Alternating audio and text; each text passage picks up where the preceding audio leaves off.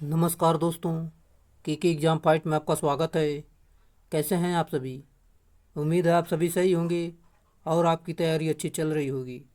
दोस्तों, आज हम इलेक्ट्रिशियन थ्योरी से कुछ महत्वपूर्ण प्रश्न लेकर आए हैं, जो कि ये प्रश्न आपके प्रीवियस ईयर में पूछे गए प्रश्न होंगे। आपका आईटीआई से रिलेटेड कोई भी एग्ज़ाम हो, इलेक्ट्रिशियन से संबंधित सभी एग्ज़ाम के लिए काफ़ी महत्वपूर्ण प्रश्न हमने इसमें लिया है। जैसे कि आपका UP PCL TG two, UP RNL TG two, UP metro, Bihar PCL, Punjab PCL और MP PGCL, ISRO, SAIL, DRDO, इन सभी भर्ती परीक्षाओं के लिए काफ़ी महत्वपूर्ण प्रश्न हमने लिया है। चलिए, आपका ज़्यादा टाइम न लेते इन प्रश्नों की शुरुआत करते हैं। उससे पहले आपसे रिक्वेस्ट है, अगर आप चैनल पर नए, चैनल को सब्सक्राइब कर लीजिए और अपने दोस्तों में शेयर कर दीजिए। वीडियो अच्छा लगे तो वीडियो को लाइक ज़रूर करना। चलिए शुरुआत करते हैं। जैसा कि ओम का नियम निम्न के बीच संबंध से जुड़ा हुआ है। सही उत्तर, जो कि धारा और वोल्टता से जुड़ा हुआ है। चलिए पूरी जानकारी हम आपको देते हैं, जो कि इस प्रकार दिया गया है। जब किसी परिपथ में वोल्टेज प्रयुक्त किया जाता है तो उस परिपथ में धारा प्रवाहित होती है। वोल्टेज और धारा का अनुपात प्रत्येक क्षण स्थिर होता है, जो कि इस प्रकार देख सकते हैं, R बराबर V/I होता है। अगला है, ये ओम के नियमानुसार होता है। एक आदर्श धारा स्रोत का शून्य है। सही उत्तर, आंतरिक चालकता बिल्कुल राइट आंसर है। यहाँ पर देख लेते हैं, जो कि एक आदर्श धारा स्रोत का आंतरिक प्रतिरोध अनंत होता है तथा आंतरिक चालकता जो होती है शून्य होती है। अगला हमारा दिया गया, जो कि इस प्रकार है। जैसे कि यहाँ पर मैं आपको बता दूँ, 1 वोल्ट निम्न जैसा ही होता है। सही उत्तर, जो कि 1 जूल प्रति कूलाम के होता है। अगला प्रश्न हमारा दिया गया है, जो कि बैटरी चार्जर डेड डैश होता है। सही उत्तर, दिष्टकारी यानी रेक्टिफायर होता है। बैटरी चार्जर रेक्टिफायर होता है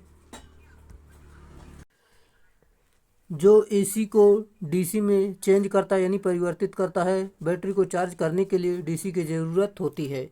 अगला प्रश्न हमारा दिया गया, 6 वोल्ट 6 एम्पियर आवर पर कार्य कर रहे हैं, तो किसी 10 × 0.25 वाट एलईडी यानी लाइट इमिटिंग डायोड वाले बैटरी को लैंप की अनुमानित अवधि कितनी होगी। चलिए इसे देखते हैं, जो कि यहाँ पर आपका रन टाइम, जो कि इसका फार्मूला होता है, जो कि वोल्टेज गुणे ए एच, यहाँ पर अपान में रखेंगे, जो कि यहाँ पर कितने एलईडी वाले बैटरी वाले लैंप हैं, यहाँ पर नीचे मान रख के सॉल्व करेंगे तो आपका यहाँ पर 14 घंटे बिल्कुल सही उत्तर निकल कर आ जाएगा, जो कि इस प्रकार है। अगला प्रश्न, निरंतर वोल्टेज प्रणाली में स्थिर करंट प्रणाली की तुलना में चार्ज का समय क्या होता है। सही उत्तर, यह लगभग आधा हो गया, यही इसका सही उत्तर है। जैसा कि देखते हैं, निरंतर वोल्टेज प्रणाली में स्थिर धारा प्रणाली की तुलना में चार्ज का समय आधा हो जाता है, क्योंकि शुरू में निरंतर वोल्टेज का कारण ज़्यादा होती है। अगला प्रश्न, इलेक्ट्रोलिसिस प्रक्रिया के पीछे सिद्धांत डेड डैश है। सही उत्तर आपका है, जो कि फैराडे का नियम। यहाँ पर देख लेते हैं, जो कि इस प्रकार दिए गए, फैराडे के विद्युत अपघटन के 2 नियम दिए गए हैं। जो कि प्रथम नियम है, किसी इलेक्ट्रोड पर मुक्त हुए पदार्थ का द्रव्यमान विलयन में से प्रवाहित की गई विद्युत धारा की मात्रा धारा गुणे समय के अनुक्रमानुपाती होती है, जो कि इस प्रकार जान सकते हैं। M बराबर ZIT फार्मूला होता है। अगला हमारा दिया गया, जो कि एक प्रेरक में धारा 20 सेकंड यानी 20 सेकंड समय में एक समान रूप से 0 एम्पियर से 10 एम्पियर तक में परिवर्तित होती है, तो प्रेरित वोल्टता 2 वोल्ट है, तो प्रेरक का प्रेरकत्व कितना होगा। टी बराबर आपका दिया गया, धारा दी गई है आपकी, यहाँ पर यानी आपका विद्युत वाहक बल दिए गए, जो कि यहाँ पर वोल्ट दिया गया है। यहाँ पर मान रखेंगे, जो कि फार्मूला होता है आपका E बराबर LdI/dt। फार्मूले पर मान रखेंगे, सॉल्व करेंगे तो आपका यहाँ पर 4 हेनरी बिल्कुल सही उत्तर निकल कर आ जाएगा, जो कि इस प्रकार आप देख सकते हैं। काफ़ी सिंपल सवाल है, इस फार्मूले पर आपको मान रखना है, जो कि सब कुछ दिया गया है, आपका आंसर निश्चित ही आ जाएगा। फार्मूला में वजन के हिसाब से सबसे अधिक प्रतिशतता वाला संगठक डेड डैश है। सही उत्तर निकिल है। यहाँ पर देख लेते हैं, लोहा, बोरान, कोबाल्ट, निकिल में वजन के हिसाब से सबसे अधिक प्रतिशतता वाला संगठक निकिल होता है। अगला है, स्थायी चुंबक डेड डैश से बना हुआ होता है। सही उत्तर, जो कि एल्निको, सेरेमिक, सेमेरियम, कोबाल्ट, और नियोडियम ये सभी से बने होते हैं।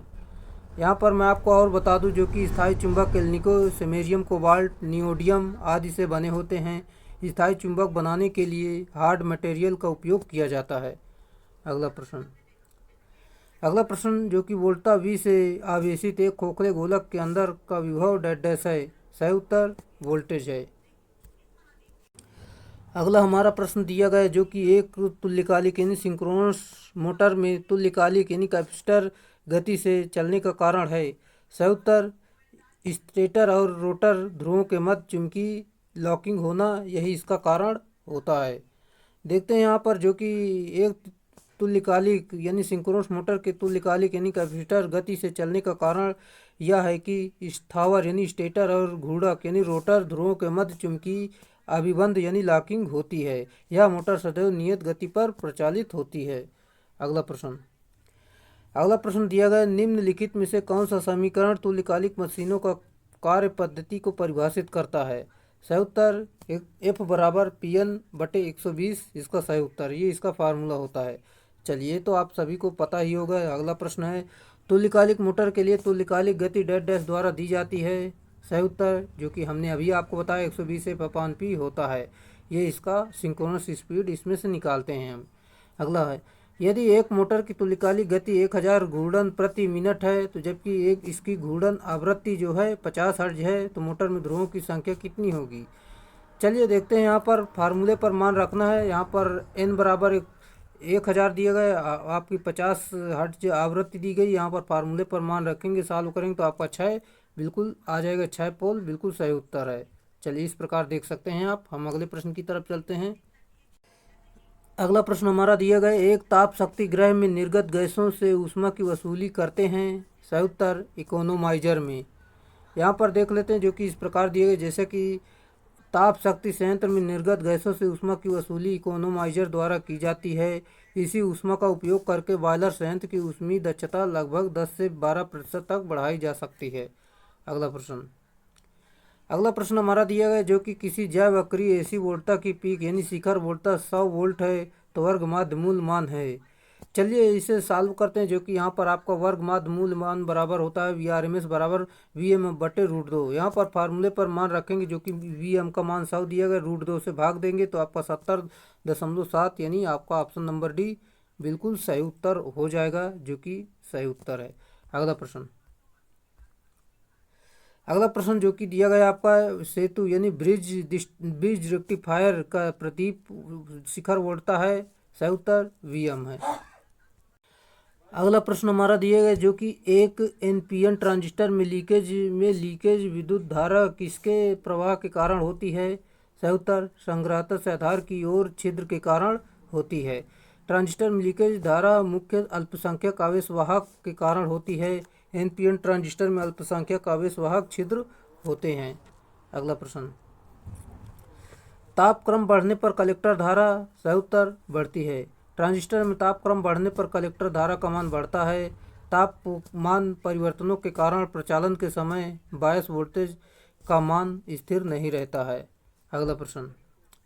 अगला प्रश्न जो कि दिया गया ट्रांजिस्टर में एमीटर धारा वोल्टेज वक्र के अनुसार एमीटर धारा डैश के साथ तेजी से बढ़ जाती है। सही उत्तर एमीटर वोल्टेज में वृद्धि से। ट्रांजिस्टर के एमीटर धारा वोल्टेज वक्र के अनुसार एमीटर धारा एमीटर वोल्टेज में वृद्धि के साथ तेजी से बढ़ जाती है। अगला प्रश्न हमारा दिया है जो कि एक ट्रांजिस्टर में बिजली की खपत कम होगी यदि बहुत डैश। सही उत्तर कम वोल्टेज। एक ट्रांजिस्टर में जिसको बहुत कम वोल्टेज का परिचालन किया जाता है तो उसमें होने वाली विद्युत ऊर्जा की खपत कम होती है। अगला प्रश्न सामान्य बायस्ड NPN ट्रांजिस्टर में कलेक्टर जंक्शन के पार करने वाला मुख्य प्रवाह क्या होता है। सही उत्तर ड्रिफ्ट करंट होता है। यहाँ पर देख सकते हैं जो कि इस प्रकार दिए गए। हम अगला प्रश्न देखते हैं जैसा कि NPN ट्रांजिस्टर में धारा डैश द्वारा प्रवाहित होते हैं। राइट आंसर होल्स द्वारा यानी छेद द्वारा। NPN ट्रांजिस्टर में धारा छेद द्वारा प्रवाहित होते हैं जबकि NPN ट्रांजिस्टर में धारा मुक्त इलेक्ट्रॉन द्वारा प्रवाहित होती है। अगला प्रश्न हमारा दिया है जो कि इस प्रकार है जैसे कि सिलिकॉन PN जंक्शन डायोड की 25 डिग्री सेल्सियस तापमान पर बैरियर वोल्टता होती है। सही उत्तर 0.7 वोल्ट होती है। सिलिकॉन पीएन जंक्शन डायोड की 25 डिग्री सेल्सियस तापमान पर बैरियर वोल्टता 0.7 वोल्ट होती है। इस जिस विभवांतर पर किसी बैरियर मतलब किसी डायोड में विद्युत धारा का प्रवाह आरंभ हो जाता है वह उसका बैरियर पोटेंशियल कहलाता है। अगला प्रश्न है, आजकल बल्ब के स्थान पर निम्न वोल्टता पर कार्य करने वाली ठोस अवस्था युक्ति प्रयोग की जाती है, उसका नाम है। सही उत्तर लाइट इमिटिंग डायोड उसका नाम होता है। यहाँ पर देख लेते हैं, आजकल बल्ब के स्थान पर निम्न वोल्टता पर कार्य करने वाली ठोस अवस्था लाइट इमिटिंग डायोड युक्ति का प्रयोग किया जाता है। एलईडी यानी लाइट इमिटिंग डायोड एक पीएन जंक्शन डायोड होता है। यह गैलियम आर्सेनाइड नामक यौगिक से बनाया जाता है। अगला प्रश्न हमारा दिया है, जो कि किसी डायोड पर फॉरवर्ड बायस आरोपित करते ही उसके परिपथ में एक उच्च मानक धारा प्रवाहित होने लगती है, यह धारा कहलाती है। सही उत्तर सर्ज करंट यानी सर्ज धारा कहलाती है। किसी डायोड पर फॉरवर्ड बायस आरोपित करते ही उसके परिपथ में एक उच्च मानक धारा प्रवाहित होने लगती है, यह सर्ज धारा कहलाती है। अगला हमारा प्रश्न जो कि दिया गया है, एक एसीआर सार्थक धारा के साथ चालन तब शुरू करेगा जब। सही उत्तर एनोड धनात्मक तथा गेट ऋणात्मक होता है। एसीआर सार्थक धारा के साथ चालन तब शुरू करेगा जब एसीआर का एनोड सिरा पी यानी पॉजिटिव बैटरी के साथ धनात्मक से तथा एसीआर का कैथोड सिरा बैटरी के ऋणात्मक से जुड़ा हो, तब काम करेगा। यहाँ पर आप जान सकते हैं, जो कि इस प्रकार दिया गया है। अगला प्रश्न हमारा दिया है, जो कि आकृति से संबंधित जो है यहाँ पर दिया गया है, इसे आप ज़रूर देखिए और इसके पढ़कर आप बताइए ये क्या है। जैसे कि बजर गेट और नाइफ स्विच उपरोक्त आकृति डोर अलार्म सर्किट में इसमें एक्स घटक क्या दर्शाता है, जो कि यहाँ पर एक्स जो घटक है ये क्या दर्शाता है, ये तो आपका हो जाएगा, जो कि यहाँ पर एसीआर है। जैसे कि यहाँ पर देख सकते हैं एसीआर बिल्कुल सही उत्तर, जो कि इस प्रकार यहाँ पर गेट लगा हुआ है, आप जानते ही होंगे। चलिए अगला प्रश्न हमारा दिया है, थायरिस्टर बंद हो जाता है जब एनोड का करंट डेड डैश से नीचे जाता है। सही उत्तर होल्डिंग करंट से नीचे जाता है तो बंद हो जाता है। यहाँ पर देख लेते हैं, जो कि इस प्रकार दिए गए एनोड धारा का वह निश्चित न्यूनतम मान जिसमें नीचे एसीआर ऑफ अवस्था में चला जाता है, एसीआर की होल्डिंग करंट कहलाती है। अगला प्रश्न दिया गया, एसीआर में होल्डिंग करंट डेड डैश होता है। सही उत्तर एसीआर को ऑन रखने के लिए एनोड करंट का न्यूनतम मान हो। यहाँ पर देख लेते हैं, जो कि एसीआर को ऑन रखने के लिए एनोड का न्यूनतम मान होल्डिंग करंट कहलाता है। अगला प्रश्न आपका दिया गया, जो कि ट्रिगरिंग पल्स को हटाने के बाद डिवाइस को ऑन स्टेट में रखने के लिए आवश्यक न्यूनतम ऑन स्टेट करंट को क्या कहा जाता है। सही उत्तर लैचिंग धारा कहते हैं। ट्रिगरिंग पल्स हटाने के बाद डिवाइस को ऑन स्टेट में रखने के लिए आवश्यक न्यूनतम ऑन स्टेट करंट को लैचिंग धारा कहा जाता है, जबकि वह न्यूनतम मान जिससे नीचे डिवाइस टर्न ऑफ रहता है उसे होल्डिंग करंट कहते हैं। अगला प्रश्न हमारा दिया गया, जो कि दिए गए एलसी परिपथ में 50 हर्ट्ज की आवृत्ति संयोजित की गई है, दोनों की आवृत्ति डेड डैश होगी। सही उत्तर, जो कि यहाँ पर दोलन आवृत्ति बराबर फार्मूला होता है, यहाँ पर 1/2π√LC होता है। यहाँ पर आपका एल का मान दिया गया है, जो कि 100 मिली हेनरी, और यहाँ पर सी का मान 100 पिको फैरड दिया गया है। यहाँ पर पूरा मान रख के यहाँ पर पाई का मान रख के यहाँ पर भाग देंगे, तो यहाँ पर आपका जैसे कि यहाँ पर पाई का मान नहीं रखा गया है, पाई वही प्रकार रख लिया गया है, जो कि सॉल्व करेंगे तो आपका यहाँ पर 10⁻⁶ 2π हर्ट्ज बिल्कुल सही उत्तर हो जाएगा, जो कि इस प्रकार जान सकते हैं आप, इस प्रकार सॉल्व किया गया है। अगला प्रश्न हमारा दिया है, जैसे कि यहाँ पर देखते हैं, निम्न में से किसके उत्पादन के लिए एलसी ऑसिलेटर का इस्तेमाल नहीं किया जा सकता। सही उत्तर अत्यंत निम्न आवृत्ति के लिए नहीं किया जा सकता। अगला प्रश्न हमारा दिया है, जो कि इस प्रकार है, जैसे कि आप समझ सकते हैं, जो कि डेड डैश नेटवर्क प्रेरकत्व और धारिता को युग्मन तत्वों के रूप में प्रयोग करता है। सही उत्तर प्रतिबाधा युग्मन नेटवर्क बिल्कुल सही उत्तर है। यहाँ पर देख लेते हैं, प्रतिबाधा युग्मन नेटवर्क प्रेरकत्व और धारिता को कपलिंग अवयव के रूप में उपयोग करता है। अगला हमारा प्रश्न दिया गया, जब एक एमएमसी उपकरण के टर्मिनल पर विभवांतर 75 मिलीवोल्ट होता है तो वह 25 मिली एम्पियर का पाठ्यांक दर्शाता है। तो 50 एम्पियर के संगत तुल्य फुल स्केल डिफ्लेक्शन के लिए शंट प्रतिरोध का मान क्या होगा। जैसे कि यहाँ पर आपका वोल्टेज दिया गया, धारा दी गई है, यहाँ पर जो कि दिया गया है, यहाँ पर शंट रेजिस्टेंस निकालना है, जो कि देख सकते हैं वोल्टेज इस प्रकार दिया गया। यहाँ पर मान रखेंगे इस फार्मूले पर। यहाँ पर देख सकते हैं शंट प्रतिरोध बराबर RM/1 माइनस मतलब 1/1 मतलब I/IM-1। यहाँ पर मान रखेंगे, सॉल्व करेंगे तो यहाँ पर आपका जो कि आ जाएगा, फार्मूले पर मान रखेंगे तो जो कि RM बराबर 1.5 मिली ओम, बिल्कुल सही उत्तर इसका निकल कर आ जाएगा। आपको इसे कैलकुलेशन करना है, आपका सही उत्तर 1.5 मिली ओम सही उत्तर है। एक बार यहाँ पर फिर से एक बार देख लीजिए, जो कि इस प्रकार मान रख के सॉल्व किया गया है। अगला है, उम्मीद है दोस्तों जो कि मैं रोज़ सवाल बताता हूँ आप उसे ज़रूर कैलकुलेशन करते होंगे। और दोस्तों अगर आप इसी तरह की मेरी पिछली वीडियो देखना चाहते हैं तो आप अभी वीडियो के अंत में प्लेलिस्ट का लिंक मिलेगा, आप उस पर क्लिक करके सारी वीडियो आसानी से देख सकेंगे, जो कि आपके एग्ज़ाम के लिए काफ़ी महत्वपूर्ण इसमें हमने प्रश्नों को रखा है। और दोस्तों मैं आपको ये बता दूं, ये कोई ऐसा प्रश्न नहीं जो कि आपके मान लो आपके एक वीडियो से दूसरी वीडियो में रिपीट हो रहा हो। सभी अपने आप में अलग अलग प्रश्न हैं, इसलिए आप पूरी प्लेलिस्ट ज़रूर एक बार देख लें ताकि आपका सिलेक्शन निश्चित ही हो जाए। किसी धारा मापी एमीटर के परिसर को कैसे विस्तारित किया जा सकता है। सही उत्तर, इसे निम्न मान प्रतिरोध के साथ समांतर में जोड़कर। किसी धारा मापी के परिसर का विस्तार उसे निम्न मान प्रतिरोध के साथ समांतर में जोड़कर किया जाता है। अगला हमारा प्रश्न दिया गया, इलेक्ट्रोडायनोमीटर एमीटर के में संकेतक को विक्षेप किसके अनुपात में होता है। सही उत्तर, अचल कुंडली और चल कुंडली में धाराओं का मध्य वर्ग इसका सही उत्तर है। अगला प्रश्न हमारा जो कि इस प्रकार दिए, जैसे कि यहाँ पर देख लेते हैं, नीचे दिए गए चित्र आदर्श वोल्ट मापी डैश डैश दर्शाएगा। जैसा कि इसका सही उत्तर होगा जो कि यहाँ पर 5 वोल्ट दर्शाएगा। यहाँ पर क्यों दर्शाएगा मैं अभी आपको बताता हूँ। आदर्श वोल्ट मीटर का आंतरिक प्रतिरोध अनंत होता है। आदर्श वोल्ट मीटर समान वोल्ट मीटर को परिपथ में समांतर में संयोजित किया जाता है। प्रश्नानुसार यह वोल्ट मीटर पूर्णतः 5 वोल्ट ही मापन करेगा, जो कि समांतर में आपका जो होता है वोल्टेज समान होता है। अगला प्रश्न हमारा दिया गया जो कि डीसी जनरेटर का कार्य डैश डैश के उत्पादन के सिद्धांत पर आधारित है। सही उत्तर, गतिज प्रेरित ईएमएफ पर आधारित होता है। यहाँ पर देख लेते हैं जो कि दिया गया है, डीसी जनरेटर गतिज प्रेरित ईएमएफ के उत्पादन के सिद्धांत पर आधारित होता है। इसके नियमानुसार यदि किसी स्थिर चुंबकीय क्षेत्र में चालक को घुमाया जाए तो चालक में ईएमएफ उत्पन्न हो जाता है, जिसे फैराडे का नियम कहते हैं। अगला है, एक डीसी मशीन में डमी कुंडली प्रयोग की जाती है। सही उत्तर, आर्मेचर में यांत्रिक संतुलन बनाने के लिए किया जाता है। यहाँ पर देख लेते हैं जो कि एक डीसी मशीनों में डमी कॉइल आर्मेचर में यांत्रिक संतुलन बनाने के लिए प्रयोग किया जाता है। यह बड़ी मशीनों में प्रयोग नहीं किया जाता है। यह वेव वाउंड मशीनों में प्रयोग की जाती है। रिएक्टेंस वोल्टेज के प्रभाव को खत्म करने के लिए इसके विपरीत दिशा में इंटरपोलों की मदद से ईएमएफ उत्पन्न की जाती है।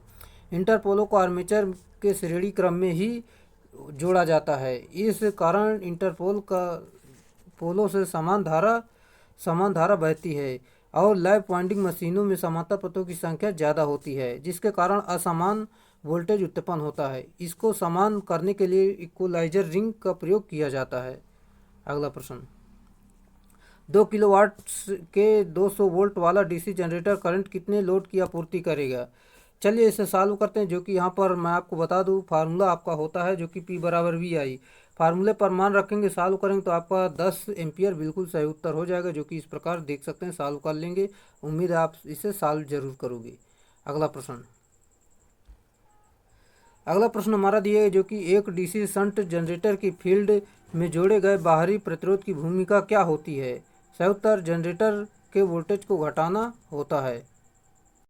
अगला प्रश्न हमारा जो कि इस प्रकार दिया गया, जैसे कि वे मापन कौन से हैं जिसके लिए बिना बैटरी का एनालॉग मल्टीमीटर प्रयोग किया जा सकता है। सही उत्तर, वोल्टता एवं धारा। वे मापन यंत्र एवं धारा मापक होते हैं जिसके लिए बिना बैटरी के एनालॉग मीटर का प्रयोग में लिया जाता है, क्योंकि ओम मीटर के लिए आंतरिक स्रोत की आवश्यकता होती है। अगला प्रश्न, निम्न विकल्पों में से एनालॉग मल्टीमीटर की तुलना में डिजिटल मल्टीमीटर का लाभ क्या है।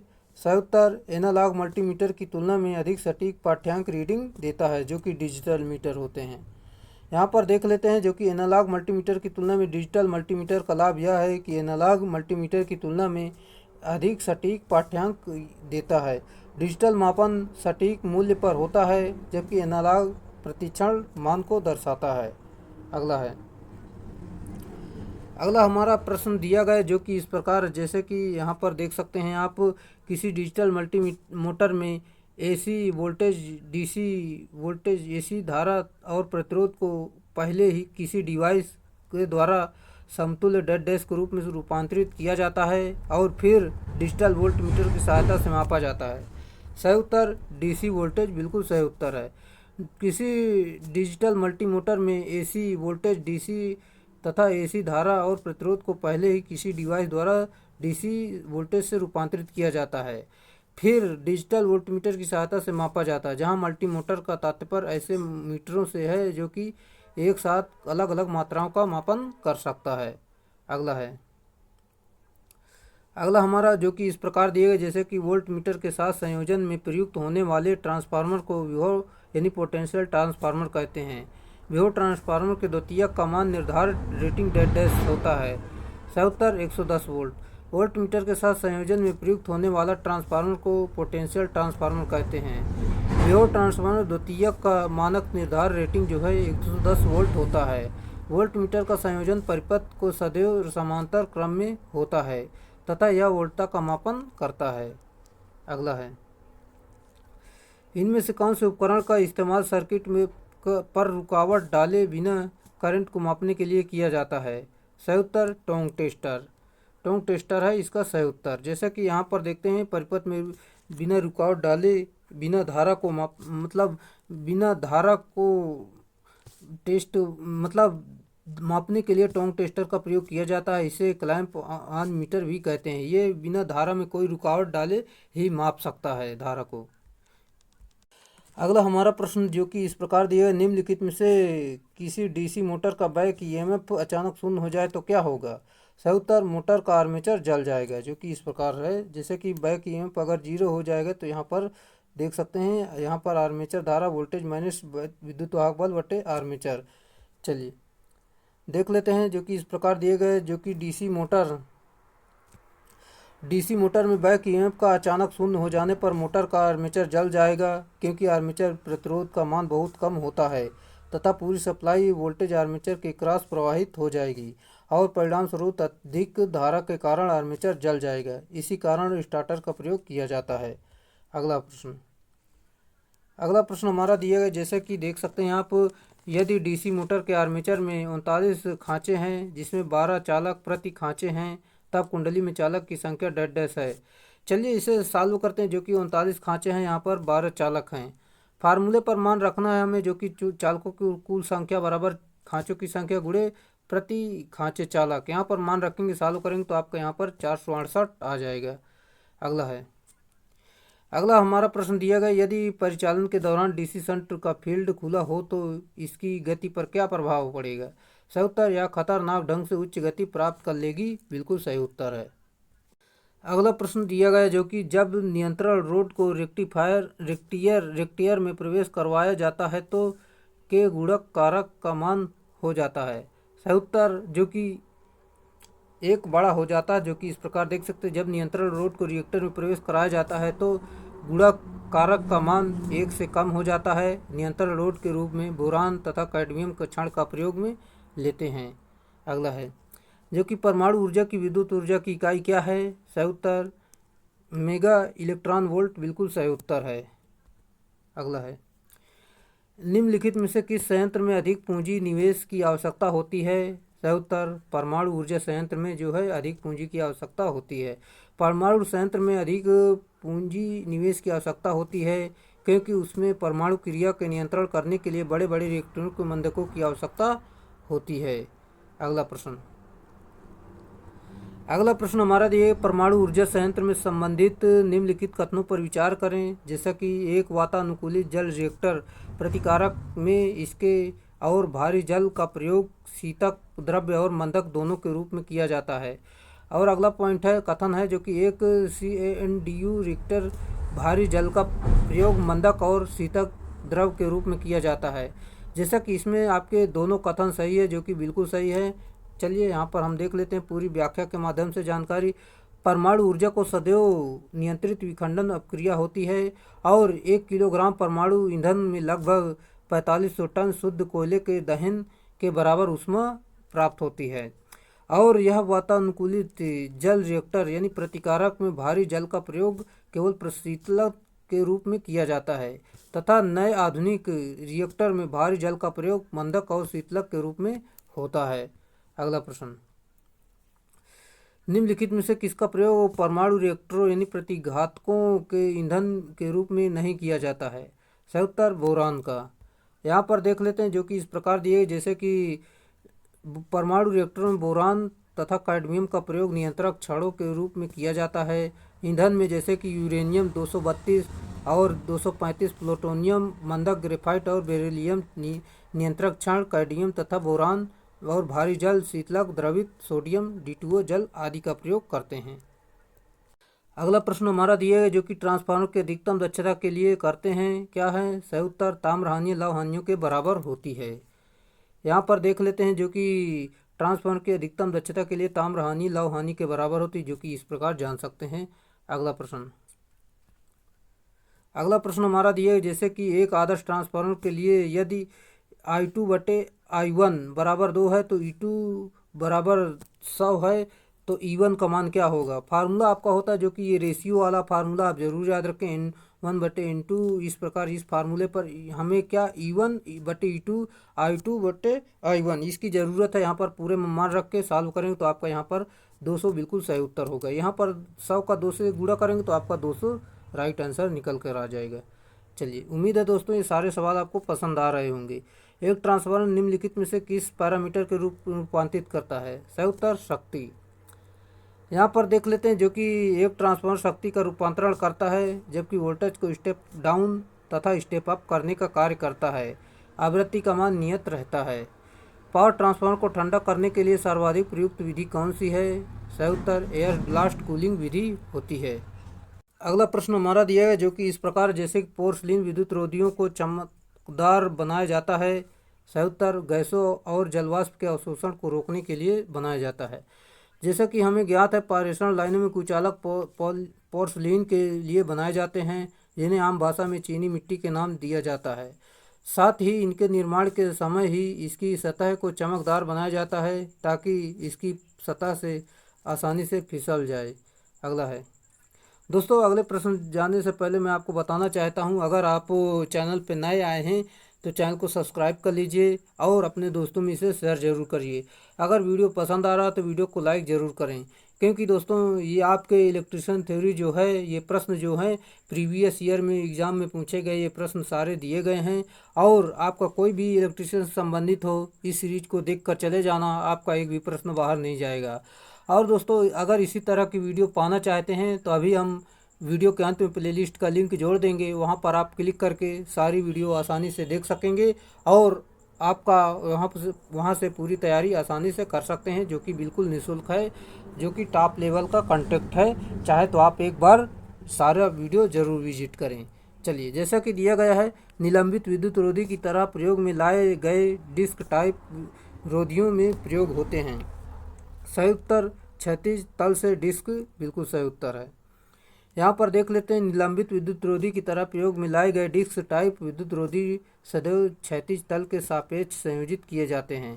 साथ ही इस स्थिति में इनमें तेज हवाओं को सहन करने के लिए क्षैतिज तनाव बल की उपलब्धता होती है, जबकि संपीडी यानी कंप्रेस प्रभाव जैसा कोई गुण नहीं होता है।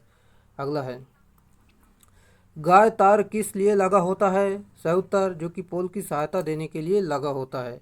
यहाँ पर देखते हैं जो कि गाय तार यह पोल को सहायता प्रदान करने के लिए प्रयुक्त होता है। इसमें स्ट्रे इंसुलेटर लगा होता है। अगला है, पोल के शीर्ष से चलने वाला एक गाय तार आसन्न पोल के शीर्ष के नीचे एक बिंदु पर जाता है, जिसे डेड डैश कहते हैं। सही उत्तर हेड गाय कहते हैं। पोल के शीर्ष से चलने वाला एक गाय तार आसन्न पोल के शीर्ष के नीचे एक बिंदु पर जाता है, जिसे हेड गाय कहते हैं। अगला प्रश्न, एक गाय तार एक लाइन पोल और एक स्टब पोल के बीच में स्थापित है जिस पर कोई ऊर्जाकृत उपकरण नहीं है, उसे डैश डैश कहते हैं। संयुक्त स्टब गाय कहते हैं। यहाँ पर देख लेते हैं, एक गाय तार जब एक लाइन पोल और एक स्टब पोल के बीच स्थापित है तो जिस पर ऊर्जा उपकरण नहीं है उसे गाय स्टब गाय कहते हैं। इस स्टब्स को आमतौर पर यूएचएफ यानी अल्ट्रा हाई वोल्टेज या माइक्रोवेव सर्किट में किया जाता है, जिससे तरंग दैर्ध्य काफ़ी कम होते हैं। स्टब सुविधाजनक रूप से छोटा होता है।